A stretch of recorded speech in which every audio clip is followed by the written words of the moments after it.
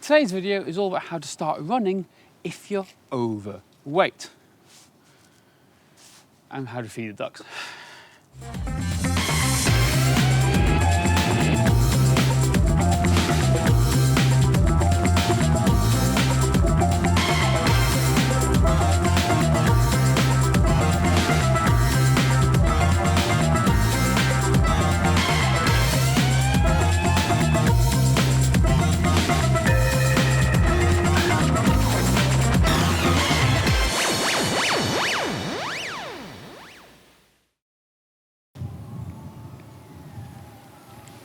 So heading off on a run now today, but there's one thing I want to share with you before I share with you these principles and ideas of running when you're overweight and starting to run when you're overweight. I want to think of it like the Matrix. Think of yourself as Neo, and you have a choice right now. You've got the red pill, and you can go down the rabbit hole of the Matrix, or you've got the blue pill, and you can take that blue pill, go back to doing the same thing over and over again, and doing what I'd say 90% of people on the planet are doing at the moment. Not just saying it's wrong, but I just think there's an alternative way of thinking and a different way of thinking to help you to achieve your goals long term. Because remember, my goal is to help you run, keep running, enjoy running for as long as humanly possible. My goal in life is to be running and snowboarding when I'm 100 years old, and hopefully you want to be doing the same thing too.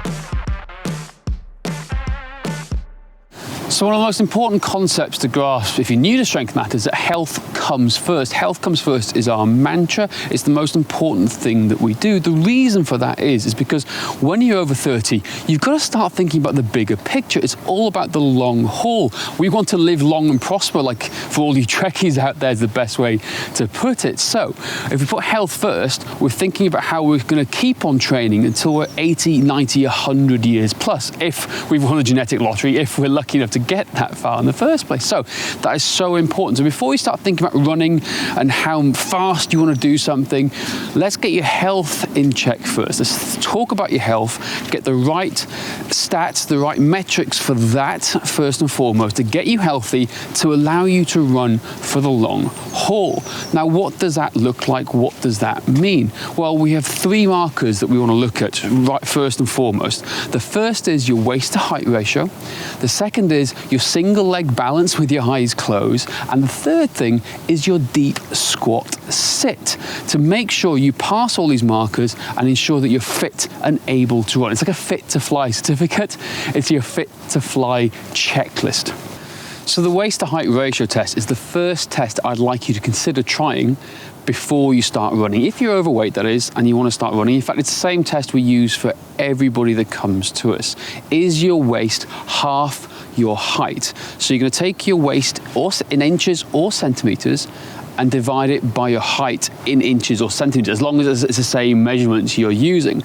And the goal is to score less than 0.5. Now, chances are, if you're overweight, it's going to be over 0.5. Now, this is really important. This is where a lot of people are going to disagree with us, and it's going to be quite controversial. If somebody scores over 0.5 and they're overweight, we don't want to get them running straight away. Every step you take when you're running, it's 3 times body weight going through your body with each and every single step. If you're sprinting, it's up to 5 times.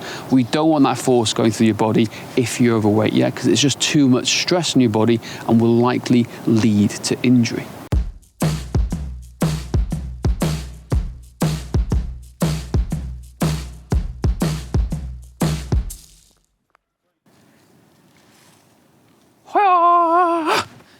My best Cobra Kai Karate Kid impression right there. Okay, so single leg balance. Let's talk about single leg balance. This is really important, something people don't even consider and don't even think about doing. But technically, running is statistically one of the most highest risk of injury you can possibly get in any sport. So many people get injured every single year by running, mostly by rolling ankles, okay? Think of how many people you know who sprained their ankles over the years. Well, this is one of our tests we like to do with a lot of people because it does hold back on athletic performance. right, as well. But the key thing is mitigating risk of injury as much as possible. And that's hard for me here today because I'm in mud. You should be doing this test, ideally barefoot at home if you possibly can. But the goal is to stand on one leg, right, like so. This is easy, right, with your eyes open. How about with your eyes closed?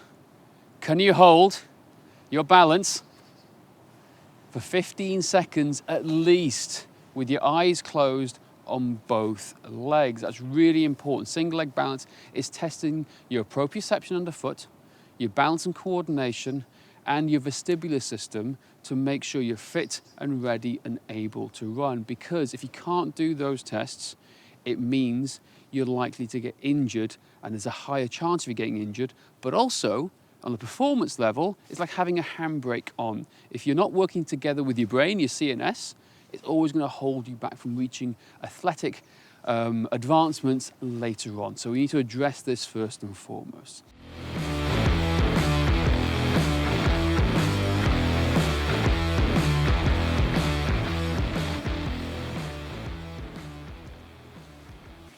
Okay, and then we finally have the third test, which is the deep squat sit test, which I'm doing here outside. Okay, so I've got my shoes on. It's a bit muddy here today, but the idea is you should be able to do this barefoot at home and be able to sit in this position really comfy, as I am right now. I promise you this, most people will struggle to do this. This is really hard. Western life, Western way of living makes this extremely complex to actually do, because what we're essentially testing here is how mobile your ankles are, how mobile your hips are, and how mobile your thoracic spine is, the middle of your back. This is all important because imagine your body like a rusty door hinge. If we have rusty hinges, at some point it may fall off. Think of that like your body. That's the analogy towards your body. We want good mobile ankles, we want good mobile hips, and we want good mobile thoracic spine. The more mobile your spine is, the easier it's going to be to glide and run and move, and also reduce, hopefully, the risk of injury and increase your running speed later down. So the idea is to sit like this. Can you sit like this comfortably? In an ideal world, if we're testing properly, I'd love to be able to see you do this for 10 minutes. Now, the first goal is, can you get to 2 minutes? Can you sit like this comfortably for 2 minutes? But again, ideally, first goal will be 5 minutes. Then in the best case scenario, I'd love to see you do this for 10 minutes. So that's another test we'd love to see you doing first and foremost before you start running.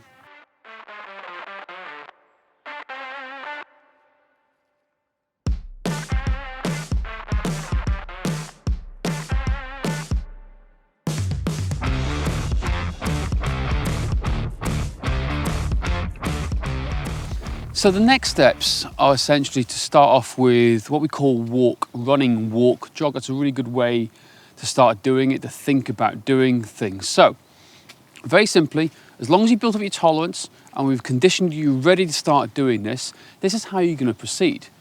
You're going to go out, you're going to warm up your joints up, do a normal warm up like as any normal person should do. And then you're going to start jogging with a timer or a stopwatch. Your watch is ideal, for 60 seconds. Then you're going to stop, and then you're going to walk for 4 minutes. So what we call this is like a 1 minute on, a 4 minute off type of method. So you're going to jog nice and easily and comfortably at a comfortable talking pace, and then stop and walk for 4 minutes.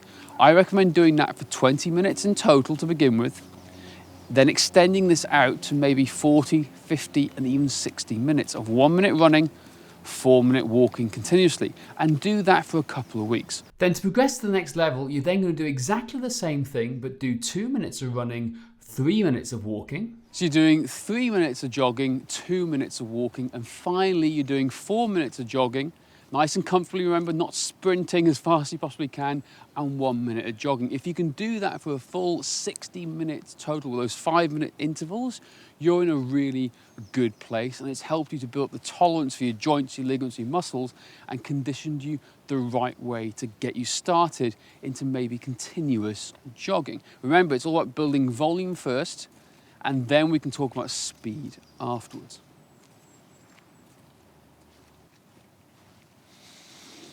So there you have it. Those are our top tips on how you can start running if you're overweight. So just a quick recap. Remember this, you literally have to walk before you run. Start walking, building up volume first. Then I want to see you build up your pace. Then once you've done that and got experience doing that, building a tolerance around your ligaments, your joints, your muscles, the bones, then you start running, doing the walk-run method. But remember, you have to pass those 3 litmus tests first. What's your waist to height ratio? What's your single leg balance test like? And also what's your deep squat sit like too? So once you've done all those, that's how you do it. Now remember, it's important you enjoy running. I want you to enjoy running, run with a smile on your face. This is one of the best tips I can give you to help you do that, using the heart rate method as well. So there you have it.